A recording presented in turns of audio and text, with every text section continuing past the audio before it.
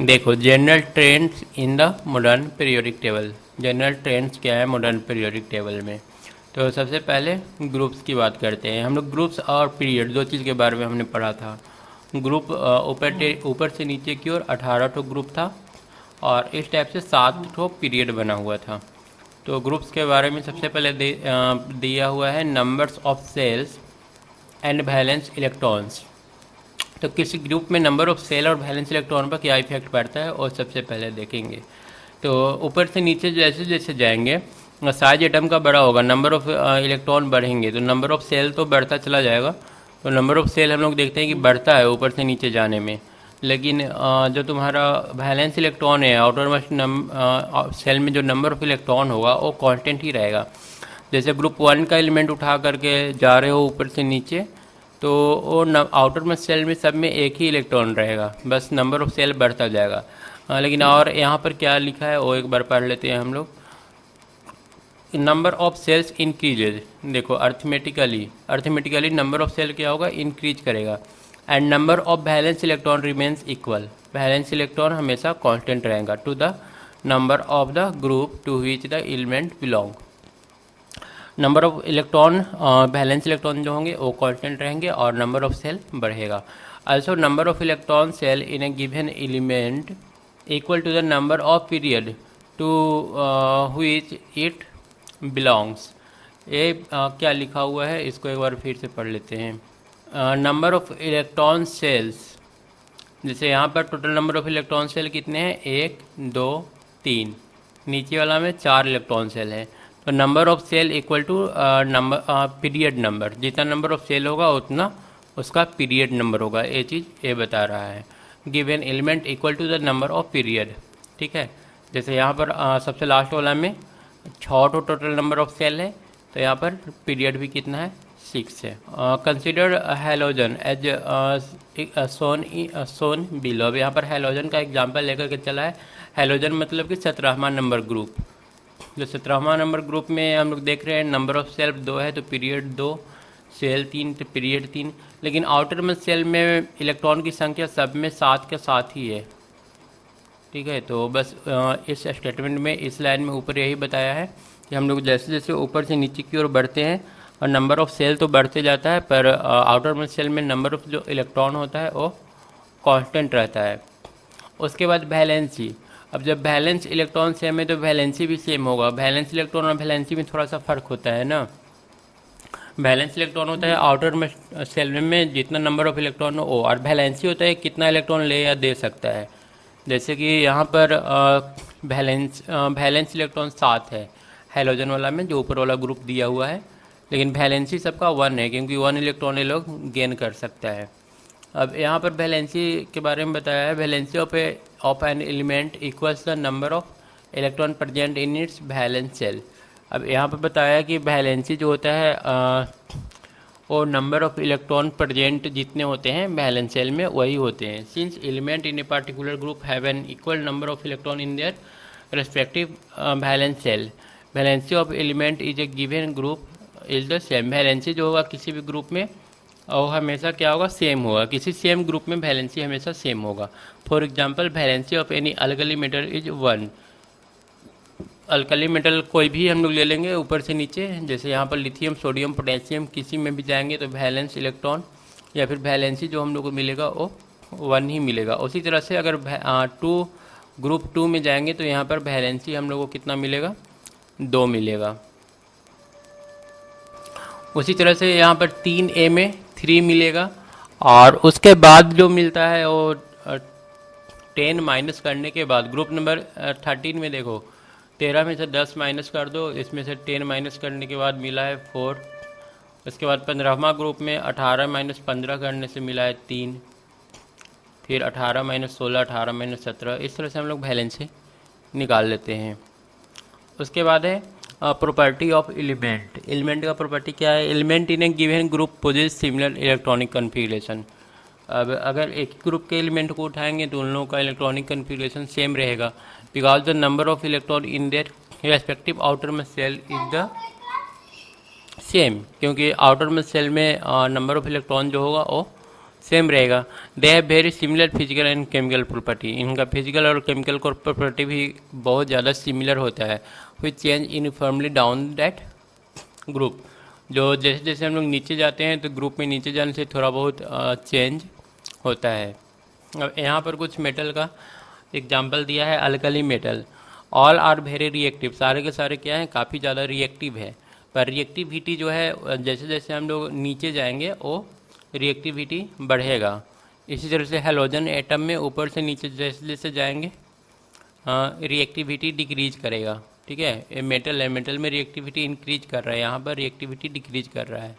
उसके बाद atomic size, group में साइज पर क्या असर पड़ता है, तो साइज ऑब्वियसली बढ़ेगा जैसे जैसे हम लोग नीचे जाएंगे। As one move down the group size of atom of successive element increase, देख रहे हो ना, जैसे जैसे ऊपर से नीचे जाएंगे नंबर ऑफ सेल बढ़ेगा तो सेल बढ़ेगा तो साइज भी बढ़ जाएगा। उसके बाद है मेटालिक करेक्टर। मेटालिक करेक्टर होता है कि कितना इजीली वो लोग इलेक्ट्रॉन छोड़ सकते हैं। ठीक है, अगर इलेक्ट्रॉन आसानी से छोड़ देंगे तो उनमें ज़्यादा मेटल का गुण होगा। और जैसे जैसे साइज बड़ा होता है ना, इनका अट्रैक्शन न्यूक्लियस के साथ घटता जाता है, और अट्रैक्शन घटेगा तो वो आसानी से इलेक्ट्रॉन छोड़ देगा। तो ऊपर से नीचे जैसे जैसे जाएंगे वो और भी अधिक ज़्यादा मेटल वाला गुण गेन करेगा। तो यहाँ पर दिया है metallic character increases as one move down the group, वही बोल रहा है कि जैसे जैसे हम लोग नीचे जाते हैं ग्रुप में मेटालिक करेक्टरिस्टिक्स उसका क्या होता है, इंक्रीज करता है, गुण बढ़ता है। For example in group 15 nitrogen and phosphorus are non metal. अब यहाँ पर 15वां ग्रुप का एग्जाम्पल लिया है। तो देखो स्टार्टिंग में नाइट्रोजन फास्फोरस सबसे ऊपर था तो ये नॉन मेटल है, फिर मेटेलोइड आ गया, और उसके बाद बिस्मथ जो कि सबसे नीचे आता है वो बिल्कुल मेटल ही बन गया। ठीक है, तो ऊपर से नीचे की ओर जाएंगे तो मेटल का गुण बढ़ता जाएगा। एक बार बताओगे क्यों गुण बढ़ रहा है मेटल का? मेटल का प्रॉपर्टी बढ़ता जाता है जैसे जैसे हम लोग ऊपर से नीचे ग्रुप में जाते हैं ना।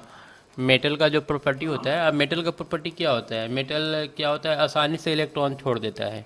इसका जो इलेक्ट्रॉन रहता है लूजली कनेक्टेड होते हैं, आसानी से फ्री हो जाते हैं, इसलिए करंट फ्लो करता है मेटल में। अच्छा सर, वो इसके लिए वैलेंसी ज़्यादा होती है बेचारी, इसीलिए।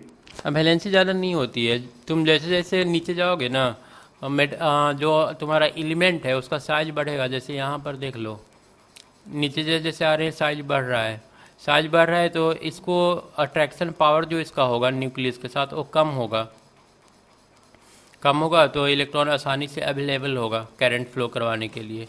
तो हम बोलेंगे कि ये हमारा ज़्यादा अच्छा मेटल है क्योंकि इसमें ज़्यादा आसानी से करंट फ्लो कर रहा है।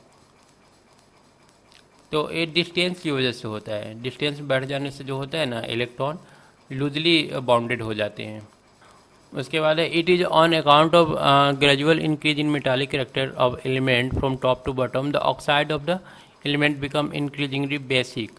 अब देखो जितना ज़्यादा मेटल होगा उसका ऑक्साइड उतना ही ज़्यादा बेसिक होगा। अब यहाँ पर नाइट्रोजन से यहाँ पर बिस्मुथ तक हम लोग जा रहे हैं तो इधर का जो ऑक्साइड है वो सारा का सारा बेसिक है, ए वाला एसिडिक है, और ए एम्फोटरिक है जो मतलब कि दोनों से रिएक्शन कर लेगा, बेसिक से भी और एसिडिक अगर आ सोल्यूशन तो उससे भी रिएक्शन करेगा। चलो आती के बाद ग्रुप के बारे में देख लिए। ग्रुप के बारे में मेनली हम लोग क्या क्या देखें, ग्रुप में देखें कि वैलेंसी इसका सेम रहता है, ऊपर से नीचे जाते हैं तो मेटल का जो साइज होता है, जो एलिमेंट का साइज होता है वो इंक्रीज करता है। और हम लोग क्या पढ़े, और पढ़े कि ऊपर से नीचे जैसे जैसे जाते हैं मेटल का जो गुण होता है वो बढ़ता जाता है। उसके बाद अब देख लेते हैं थोड़ा सा पीरियड के बारे में, देख क्या क्या दिया हुआ है।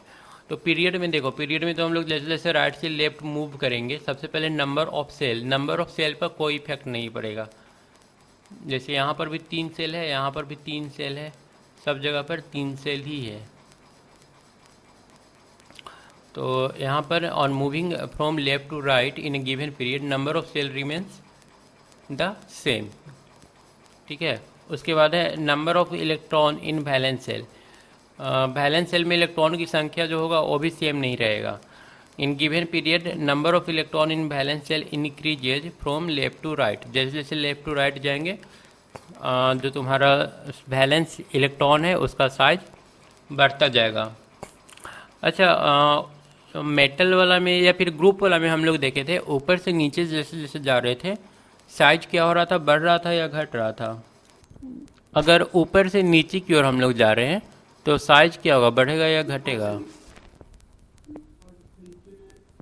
साइज बढ़ जाएगा ना सर। बढ़ेगा, क्योंकि नंबर ऑफ सेल बढ़ता जा रहा है ना। बढ़ जा रहा है, हाँ हाँ हाँ। और लेफ्ट टू राइट अगर हम लोग मूव करें तब लेफ्ट टू राइट। मूव करेंगे तब देखो ये लेफ्ट है, लेफ्ट से राइट की ओर मूव कर रहे हैं तो एटम का साइज बढ़ेगा या घटेगा? ये तो कम हो रहा है। कम हो रहा है। कम क्यों हो रहा है? क्योंकि देखो यहाँ पर तो 3 ही इलेक्ट्रॉन है, यहाँ 4 इलेक्ट्रॉन हो गया, यहाँ 5 हो गया, 6 हो गया, 7, 8, 9। तो फिर साइज क्यों बढ़ रहा है? नंबर ऑफ इलेक्ट्रॉन तो बढ़ रहा है तो साइज बढ़ना चाहिए था। एक्चुअल में होता क्या है कि नंबर ऑफ सेल तो बढ़ नहीं रहा है और नंबर ऑफ इलेक्ट्रॉन बढ़ता जा रहा है। तो एक क्या करेगा, न्यूक्लियस जितना ज़्यादा इलेक्ट्रॉन होगा उतना ही स्ट्रॉन्ग फोर्स से अपनी तरफ खींचेगा। ठीक है, अब यहाँ पर 9 इलेक्ट्रॉन हो गया तो 9 प्रोटॉन 9 इलेक्ट्रॉन को खींचेगा तो ज़्यादा जोर से इसको बांध करके रखेगा। इसीलिए हम लोग जैसे जैसे right to left to right जैसे जैसे जाते हैं साइज घटता है। इलेक्ट्रॉन की संख्या बढ़ने के बावजूद साइज घट जाता है। उसके बाद है number of electron in valence cell. तो इलेक्ट्रॉन हम लोग देखें जैसे जैसे राइट साइड में जाएंगे इंक्रीज करेगा। उसके बाद है वैलेंसी। वैलेंसी पर क्या इफेक्ट पड़ता है? तो वैलेंसी जैसे जैसे राइट साइड में जाएंगे 1 से 4 तक बढ़ेगा और उसके बाद फिर से 1 से शुरू हो जाएगा। देखो 1 से बढ़ा 4 तक, उसके बाद फिर घटना शुरू हो गया, 3 2 1 आ गया वापस फाइनल। फिर तो वैलेंसी यहाँ पर पहले तो 1 से 4 तक इंक्रीज कर रहा है और उसके बाद फिर वापस बैक 1 पर आ जा रहा है। ऊपर से नीचे हम लोग देखे थे वैलेंस और वैलेंसी दोनों कांस्टेंट रहता है, सेम रहता है। उसके बाद साइज ऑफ एटम हम लोग देख लिए, जैसे जैसे राइट साइड में हम लोग मूव करेंगे साइज डिक्रीज करेगा क्योंकि फोर्स ऑफ अट्रैक्शन बढ़ेगा। उसके बाद property of elements. Property of elements में क्या दिया है? Property of element depend upon the number of electron in its outermost orbit. Property तो डिपेंड करेगा कि आउटरमोस्ट ऑर्बिट में कितना नंबर ऑफ इलेक्ट्रॉन है, तो वो तो चेंज होता है इसमें पीरियड में जैसे जैसे हम लोग राइट साइड में जाते हैं। Since in a period number of electron in valence cell change, property of element in a period differ significantly. Reactivity first decreases up to group 14 and then increases. देखो group 14 तक पहले reactivity क्या होगा, decrease करेगा और उसके बाद फिर इंक्रीज करना शुरू कर देगा। और सबसे मस्ट रिएक्टिव ग्रुप कौन सा होगा? 1, while the 17वां group will be most reactive non metal. Group 1 element are the most reactive metal while the, देख रहे हो ना, मतलब कि पहला और लास्ट वाला ले लो 17वां ग्रुप। पहला ग्रुप में मेटल था वो मस्ट रिएक्टिव और यहाँ पर नॉन मेटल है पर ये भी मस्ट रिएक्टिव है। और रिएक्टिविटी अगर देखेंगे तो पहले घटेगा और उसके बाद फिर बढ़ना शुरू कर देगा। रिएक्टिविटी पहले डिक्रीज करेगा ग्रुप नंबर 14 तक और उसके बाद फिर इंक्रीज करने लगेगा। तो ये सारा प्रॉपर्टी इंपॉर्टेंट है, इसको थोड़ा ध्यान रखना। उसके बाद है मेटालिक करेक्टर। मेटालिक करेक्टर देखो जैसे जैसे हम लोग राइट साइड में जाएंगे स्टार्टिंग में तो तुमको मेटल मिलेगा, फिर मेटलॉइड आ गया, बोरोन और कार्बन, उसके बाद नॉन मेटल मिलेगा। ठीक है, तो जैसे जैसे हम लोग राइट साइड में मूव करते हैं मेटालिक करेक्टिविटी जो होता है वो घटता है, डिक्रीज करता है। अब इसमें देखो अल्कली मेटल। अल्कली मेटल अब ग्रुप 1 के बारे में हम लोग थोड़ा सा डीपली पढ़ेंगे।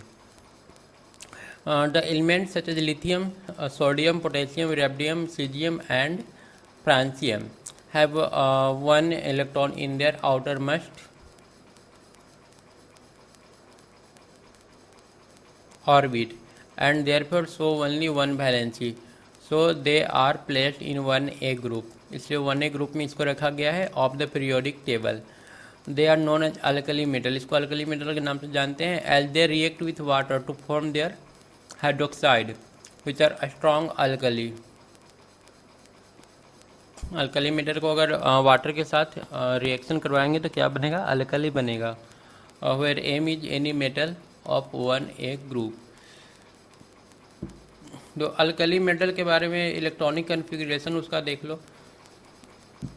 तो सबका आउटर में सेल में कितना इलेक्ट्रॉन आ रहा है? 1 इलेक्ट्रॉन आ रहा है।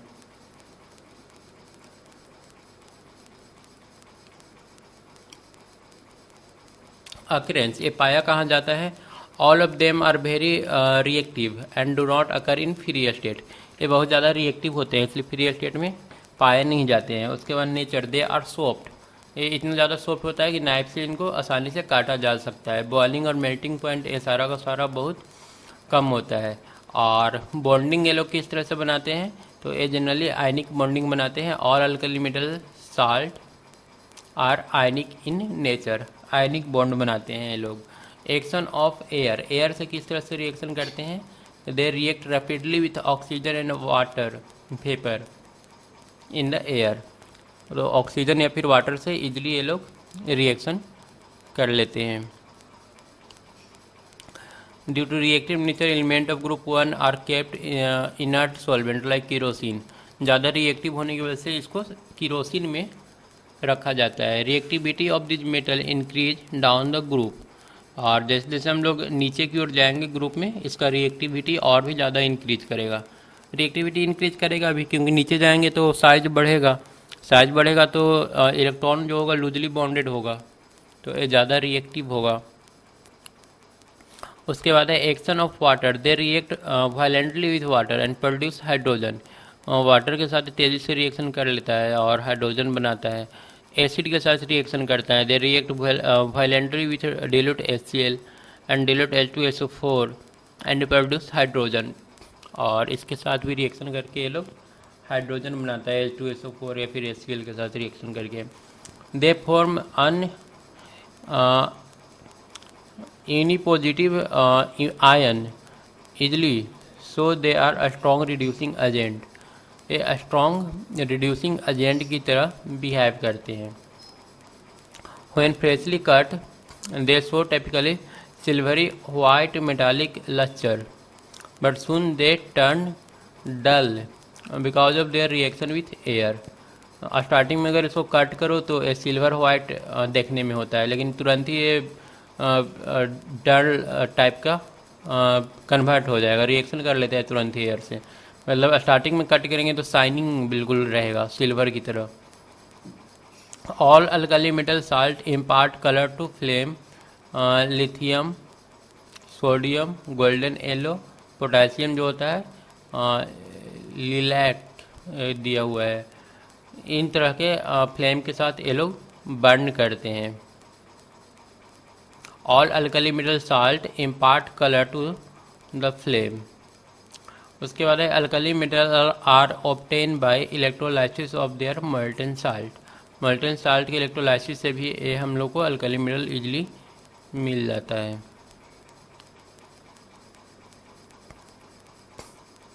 उसके बाद ग्रुप 2 एलिमेंट है।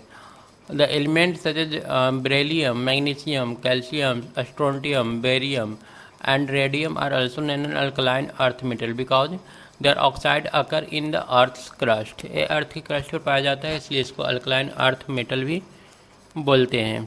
All the element of this group have 2 electron in their outermost orbit, इसके आउटर में सेल में 2 इलेक्ट्रॉन होते हैं, इसलिए ग्रुप 2A का भी एलिमेंट इनको बोला जाता है। Occurrence, they are reactive metal, hence they do not occur in free state, ये भी फ्री स्टेट में नहीं पाया जाएगा।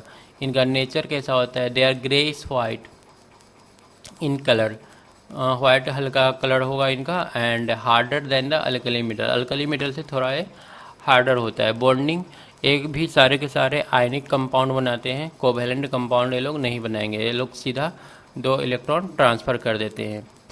उसके बाद action of air, they are less reactive than alkali metal, तो जो पहला वाला ग्रुप वाला मेटल था वो लोग थोड़ा ज़्यादा ही रिएक्शन करता है।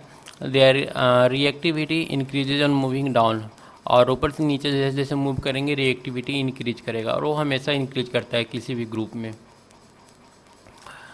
Action of water, they react with water to produce hydrogen, water के साथ रिएक्ट करके हाइड्रोजन बनाएगा, और एसिड के साथ भी रिएक्शन करेगा तो यहाँ से हाइड्रोजन ही प्रोड्यूस होगा। They form dipositive ion, यहाँ से 2 इलेक्ट्रॉन ये लोग क्या करते हैं, 2 इलेक्ट्रॉन छोड़ करके और M2+ बनाते हैं, मतलब यहाँ से 2 इलेक्ट्रॉन निकल सकता है, ठीक है। They are strong reducing agent, reducing agent है ये, तो यहाँ पर देखो 1 इलेक्ट्रॉन छोड़ता था और यहाँ पर ये 2 इलेक्ट्रॉन छोड़ता है, क्योंकि वाटर में सेल में इसमें 2 इलेक्ट्रॉन होंगे। Melting point and boiling point are comparatively low but they are higher than the alkali metal. Alkali metal से इनका एमपी और बीपी मेल्टिंग बॉइलिंग पॉइंट दोनों का दोनों ज़्यादा होता है। उसके बाद except beryllium and magnesium all other alkaline earth metal impart colour to flame. एक कलर देगा जलने के बाद, ठीक है, अलग अलग कलर होगा, दिखाई दे दिया यहाँ पर। They are obtain by the electrolysis of their molten salt, और ये मोल्टन साल्ट के इलेक्ट्रोलाइसिस से आसानी से मिल जाती हैं। आज के लिए इतना ही रहने देते हैं, उसके बाद इसको नेक्स्ट डे ख़त्म करेंगे।